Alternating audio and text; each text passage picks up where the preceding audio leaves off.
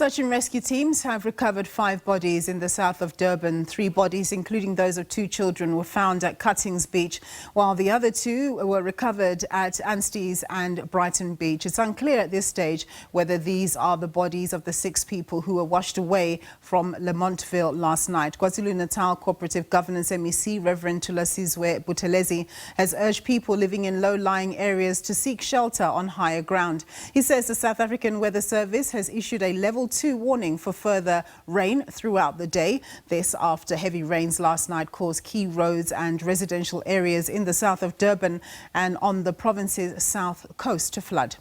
Well, we have a number of our reporters fanned out in KwaZulu-Natal, as you can see them there. KwaZulu-Natal Cooperative Governance MEC Reverend Thulasizwe Buthelezi, as I just mentioned, is urging people living in low-lying areas to seek shelter on higher ground. And of course, he indicates that the Weather Service has indicated that there will be a level warning for further rain throughout the day. Well, for more on this story, let's take it now to my colleague Nonhlakanipho Magwaza, who's standing by. Thanks very much for joining us, Nonhlakanipho. Tell us what you're seeing where you are. Good afternoon, Nompo, and to the viewers at home. Yes, as you've said, that the rain from last night caused a devastating damage, not only to households, but as well as businesses around the area. As you can see behind me, this whole place was flooded. It was full of water. Cars couldn't even go in. As it is right now, mop-up operations are ongoing inside the mall. People are not allowed to go inside. Cars have been turned away from the gate, saying security saying that no cars are allowed inside the mall.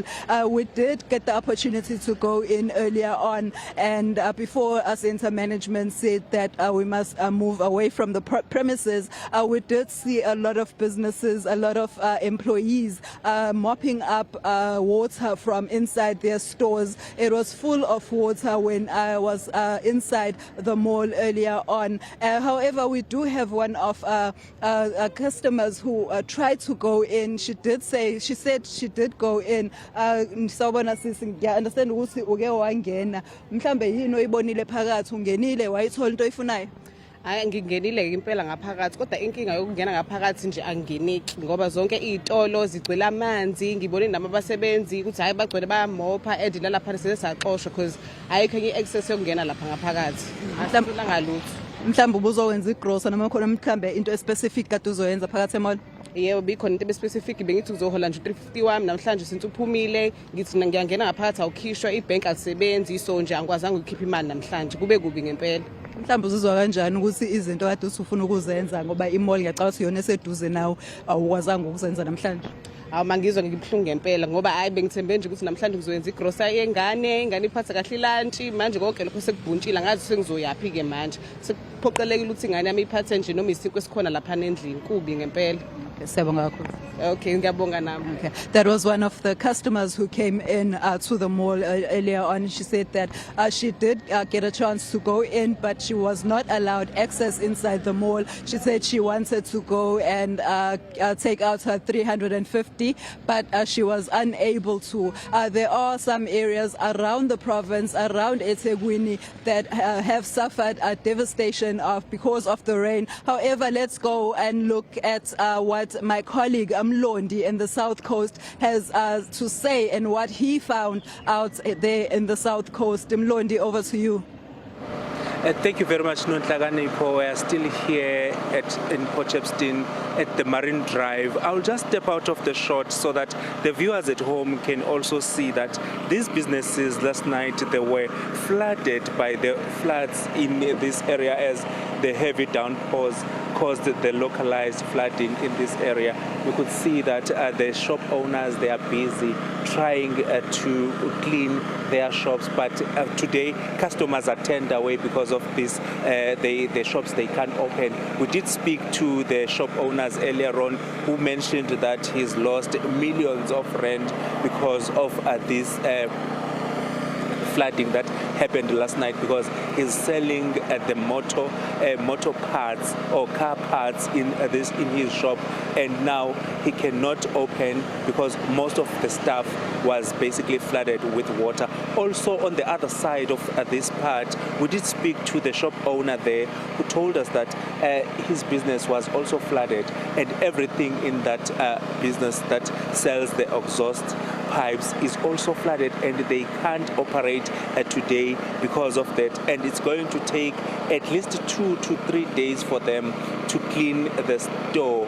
But when we speak to them, they are complaining that this thing has been happening for more than 25 years. The other one was telling us that he's been staying in this area for about 25 years, saying that for 5 times in these 25 years, which means in 5 years, once this incident happened and they are getting flooded, and the municipality is not doing anything to try and assist them because they are at the mouth of a river. But I will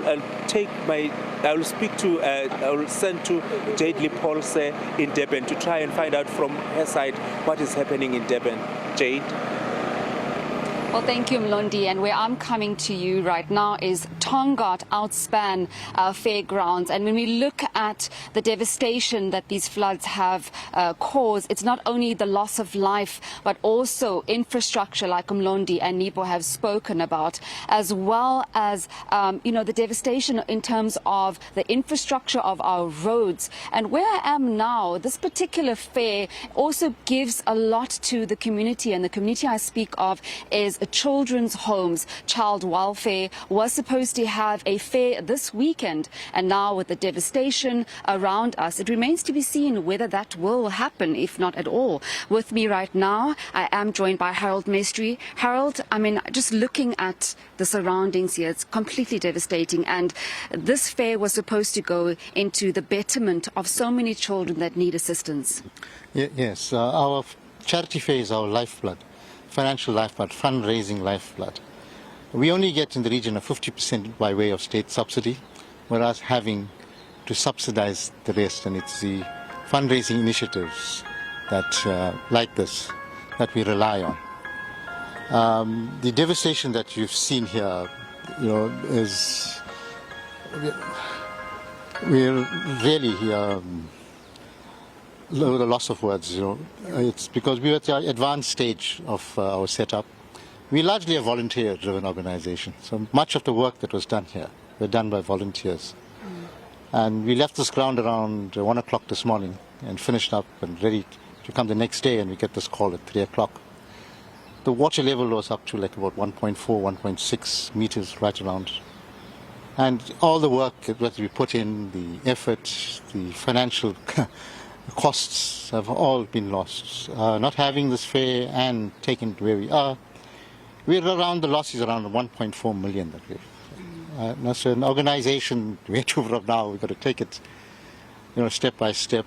The impact is, we feed something like 2,350 children every day with a breakfast meal. Yeah. We provide food hampers to almost 200 to 300 people a week, and they rely on this. Yeah. But however, we've committed to provide these services. We have a children's home that we have. We provide social welfare services to the most vulnerable, our child protection services. It's had a major impact on us. Financially, we don't know how we're going to survive.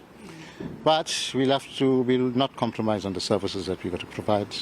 We rely on the goodwill of the community, who has always come to our support. And once again, we call on them in our hour of dire need. And before I let you go, I saw some of the workers that are standing outside also in disbelief that this has happened. Many who are also getting piece jobs by working at the fair. Absolutely, absolutely. One could estimate there's at least about 75 to 100 people that we work, they work either in the infrastructure that we engage as well, from the community. Yes, so, they also rely on this. And furthermore, this is an event, because our prices are kept very low, we can bring high-end entertainment. And this is for a community who do not have the means to go for, to big studios or to large events. And this is something close by, reliant public transport. It's a highlight of the community, and people look forward to that. We have school children that come here, and this is amazing. They don't have this opportunity to watch entertainment, and we have the senior citizens as well. So, all of them are disappointed. And we are equally that we are unable to bring the joy that we bring to them. Thank you for speaking to us, Harold Maestri there.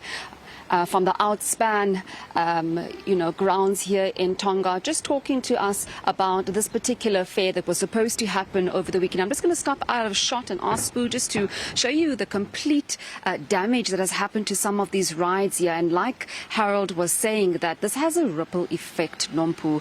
This has a ripple effect on so many children who are dependent on the funding and the proceeds that go into this fair that's going to go to Lifeline. And now, unfortunately, the money that will be or would have been made here at this fair will not reach those beneficiaries who are in dire need of the money. A ripple effect if you look at these floods, the loss of life, the loss of infrastructure, buildings, organizations as well. But we do know that disaster management is on the team, the Red Cross is also on the team, and several other organizations who are banding together to try and assist those who are affected by the flash floods. Nompu, it's back to you in studio. Thank you very much to all my colleagues there, Jade Polsa, Mlondi Khadebe, as well as Nonhlaka Nipo Magwaza, reporting on those floods in KZN.